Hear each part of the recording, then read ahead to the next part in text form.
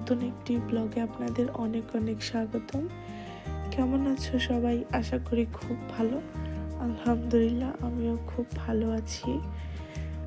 আজকে ঝুড়ি হাতে নিয়ে দুপুরবেলা চলে আসলাম ছাদে। এখন বাজে হচ্ছে দুপুর 2টা। আজকে আমাদের দুপুরবেলা খাওয়া দাওয়া রান্নাবান্না সব কিছুই শেষ হয়ে গেছে।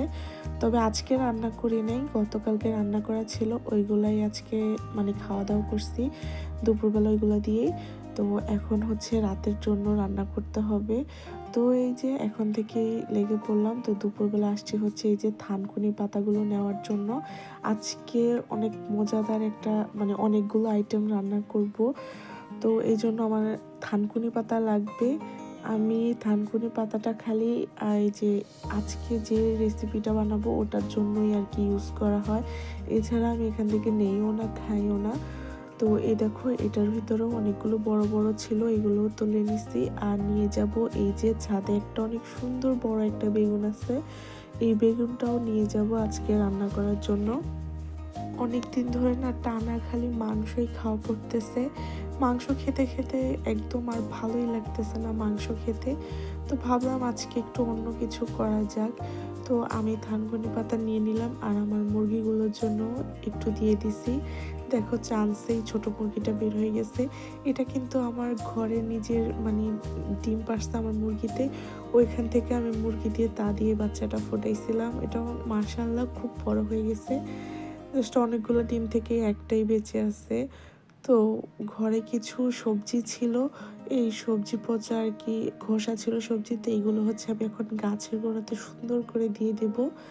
তো এগুলো থেকে সার হয়ে যাবে পচে 1 সপ্তাহের ভিতরেই। আমি হচ্ছে আলাদা করে এগুলো পচিয়ে তারপর দিই না। আলাদা করে পচালে একটা অনেক ব্যাড স্মেল আসে, অনেক পোকা থাকে, আমার ভালো লাগে না তাই। তো এই যে গাছের গোড়াতে দেওয়া হয়ে গেল। এখন সোজা চলে যাব বাসায়, আর মুরগিটাকেও ধরে খাঁচায় দিয়ে দিয়েছি। এই যে বাসায় চলে আসলাম, এখন হচ্ছে রান্না বান্না করা শুরু। আমি সব কিছু কেটে কুটে রেডি করে নিছিলাম। ছাদে যাওয়ার আগে হচ্ছে টমেটো, সিম, তারপরে আলু সব কিছু একসাথে একটা রসুন সহ সিদ্ধ দেওয়ার জন্য বসিয়ে রেখে গেছিলাম। এসে দেখি খুব সুন্দর সিদ্ধ হয়ে গেছে। তো টমেটোর উপরে ছিকলাটা ফেলে দিছি। আর এই যে একটু তেলের ভিতরে এগুলো হচ্ছে এখন ভালো করে ভেজে নেব। বেশি কড়া করে ভাজবো না, জাস্ট পানিটা একটু শুকিয়ে একটু হালকা ভাজা ভাজা হয়ে আসলেই উঠিয়ে নেব। আমি আজকে হচ্ছে অনেক পদের ভর্তা বানাবো। অনেক দিন ধরে মাংস খেতে খেতে যেহেতু ভালো লাগতেছিল না, তাই ভাবলাম আজকে অনেক পদের ভর্তা বানাই। অনেক দিন ধরেই অন্য কিছু খাওয়ার জন্য মনটা চাইতেছিল।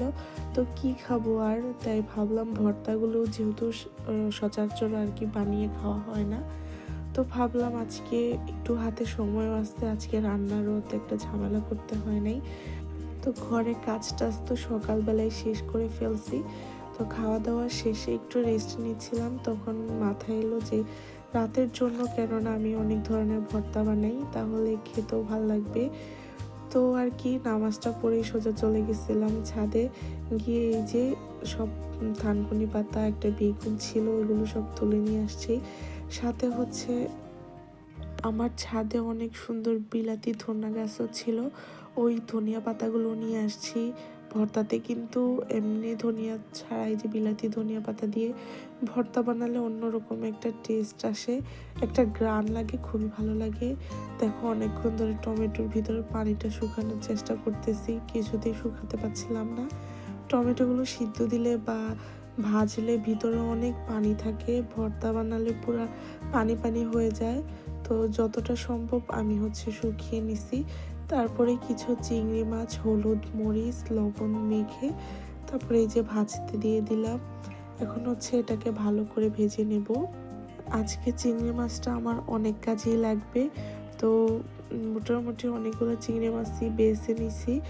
তো এই চিংড়ি মাছটা বাছতে অনেক সময় লাগে, ছোট ছোট চিংড়ি। তো এগুলো উঠিয়ে নিলাম, ভাজা হয়ে গেছে। বেশি কড়া করে ভাজবো না। তারপরে হচ্ছে কড়াইতে একটু তেল দিয়ে দিলাম। এবার হচ্ছে আমি লাল শাক বাগার দেব।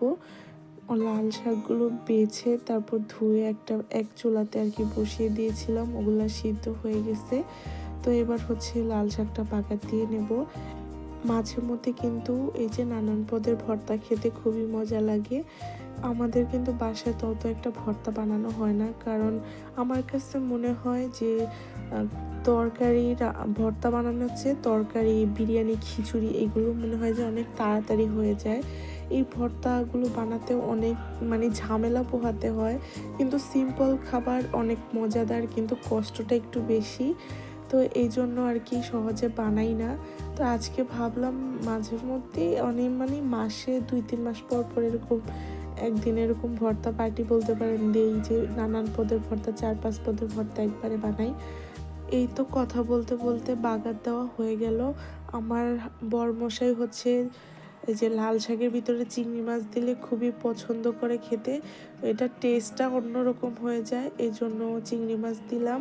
তো এবার হচ্ছে বাটাবাটি করার পালা।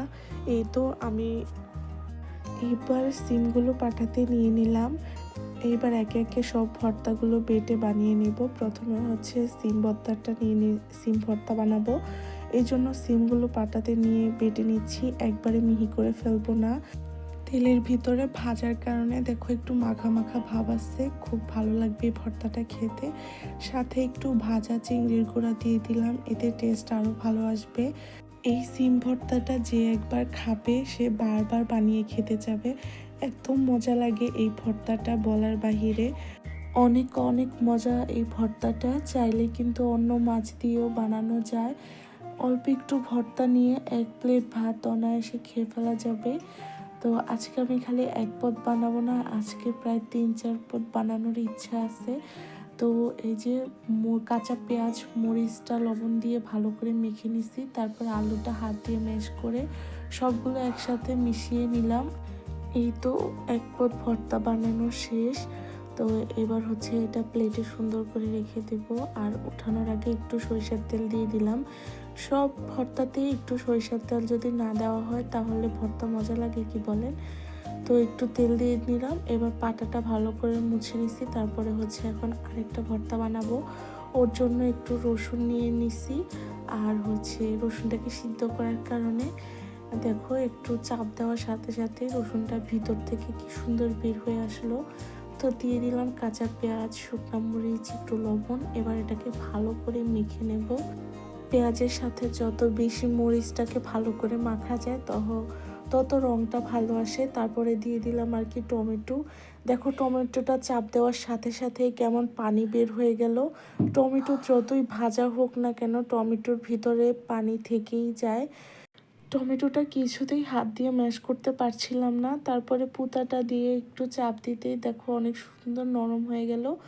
তো এটাকে ভালো করে মিশিয়ে এই যে উঠিয়ে নিলাম। দেখো টমেটো ভর্তাটাও হয়ে গেছে। এই ভর্তাটাও খেতে কিন্তু খুব ভালো লাগে, হালকা টক টক। তো এবার হচ্ছে আমি বড়া বানাবো। তো এই যে এখানে হচ্ছে ধনিয়া পাতাটা কুচায় নিছি, বিলাতি ধনিয়া, আর হচ্ছে থানকুনি পাতা, আর চিংড়ি মাছ বেটে দিছি। তারপরে একটু লবণ, হলুদ, মরিচের গুঁড়ো, আর এখানে হচ্ছে জিরার গুঁড়ো, গোলমরিচের গুঁড়ো, তারপরে আবার গরম মশলার গুঁড়ো একসাথে ছিল, আর এক্সট্রা করে একটু গোলমরিচ দিয়ে দিলাম। তারপরে হচ্ছে কয়েকটা কাঁচামরিচ এরকম ছোট ছোট করে কুচি করে দিয়ে দিচ্ছি। তারপরে এটার ভিতরে হচ্ছে আমি এখন চালের গুঁড়ো দেব। চালের গুঁড়ো 2 টেবিল চামচের মতো দিলাম। এবার হচ্ছে ভালো করে হাত দিয়ে মেখে নেব। তো এই যে মাখা হয়ে গেছে আমার, এবার এগুলোকে বড়ার আকারে তেলে ছেড়ে দেব। মেয়েদের কাজ শেষই হয় না কখনো। তো আমার দেখো রান্না করতে করতে প্রায় তোমার সন্ধ্যা হয়ে গেল। এইগুলো কিন্তু তরকারি রান্না করা থেকে আরও কষ্টদায়ক, এগুলো অনেক সময় লাগে বানাতে। খুবই সিম্পল খাবার কিন্তু তৈরি করতে অনেক কষ্ট হয়, ঝামেলা বেশি এইগুলোতে।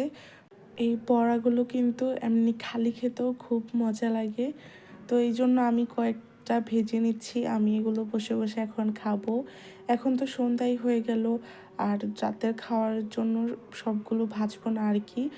যখন খাবো রাতে তখন গরম গরম ভেজে নেব।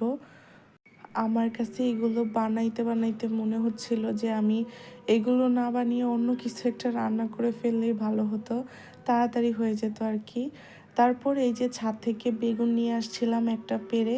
তো বেগুন মানে ভাজা খেতে তত ভালো লাগে না, তো ভাবলাম এটাকে ভর্তা করে ফেলি।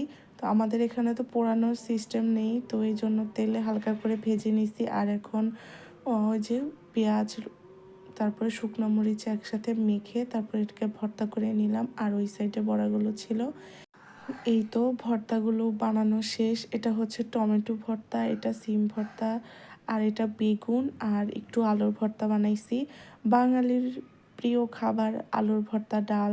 তো আলুর ভর্তা, এত পদের ভর্তা বানাইছি, তো আলু ভর্তাটা না বানাইলে কেমন লাগে, এই জন্য একটু আলু ভর্তাও বানাই নিছি। তো এই তো ভিডিওটা আজকের মতো এই পর্যন্ত। সবাই ভালো থাকবে, সুস্থ থাকবে। আল্লাহ হাফিজ।